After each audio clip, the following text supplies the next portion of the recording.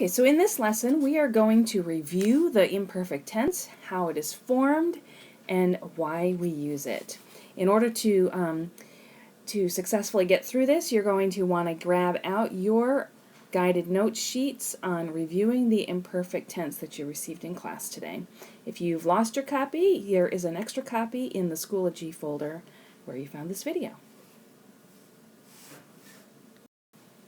All right, in English, you're going to use the simple past tense. That is, I wanted to surf, or expressions like I used to or I always did, to describe actions that were ongoing or recurring. That's how we use what we would call the imperfect tense, or things that aren't perfected, aren't completed in English. So for example, I used to go to the beach in the afternoon would be in Spanish, iba a la playa por la tarde.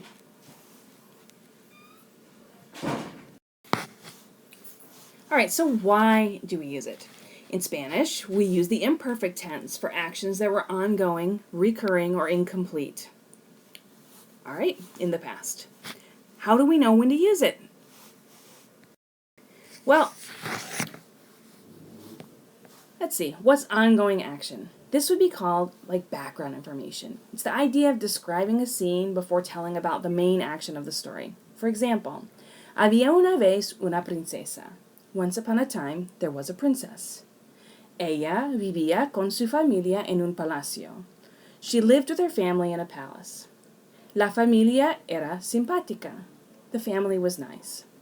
In here, there's no real expression of when this is happening. We just know that it was happening in the past. That's why it's considered ongoing or background information. Another example. Era el invierno y nevaba mucho. It was winter, and it was snowing a lot.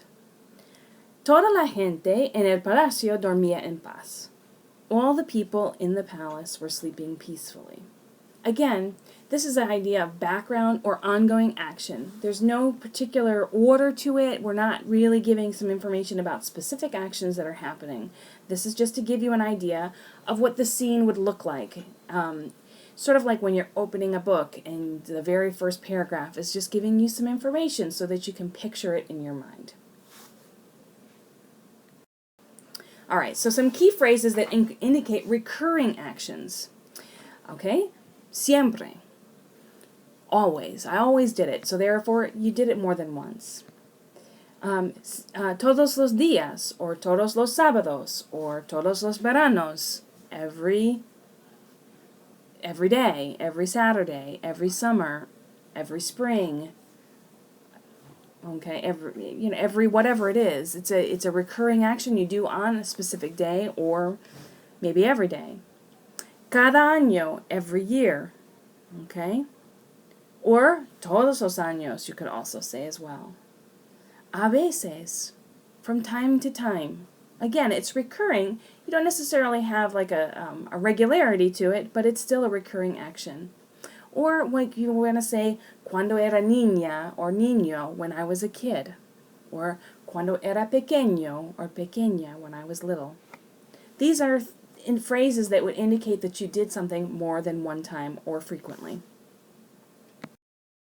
All right. So what does incomplete action mean? This is similar to the ongoing action in that you are indicating what was happening when something else happened. Okay? So for example, iba a la playa, I was going to the beach, cuando empezó a llover, when it started to rain. This action of starting to rain interrupted what I was doing. I was going to the beach. Okay, so how do we form it? Well, we have AR, and then we have ER and IR endings. Just like in the preterite tense, we have AR endings, and we have ER and IR endings. So your AR endings, if you remember from last year, are the abas. Aba, abas, aba. Abamos, notice the accent mark. Abais, aban. So, then you have your ER and IR verbs. Ia, ias, ia. Iamos, iais, ian. And notice again, they all have accent marks. Every last one of them. Go ahead and fill in your chart now. When you're ready to move on, press the play button. Pause for the video.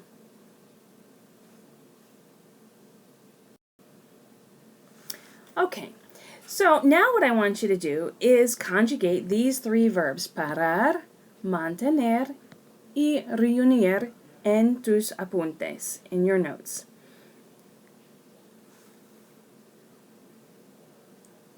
Press play when you are ready to continue. So lastly, we have our irregular verbs. The good thing about the imperfect is that it's pretty easy to do this way. There are only 3 irregulars. They are ir, ser, and ver. And ir is the one that goes iba, ibas, iba, ibamos, ibais, iban. Ser is era, eras, era, éramos, erais, eran. And ver is veía, veías, veía, veíamos, veíais, veían. All right, go ahead and get those copied into your notes.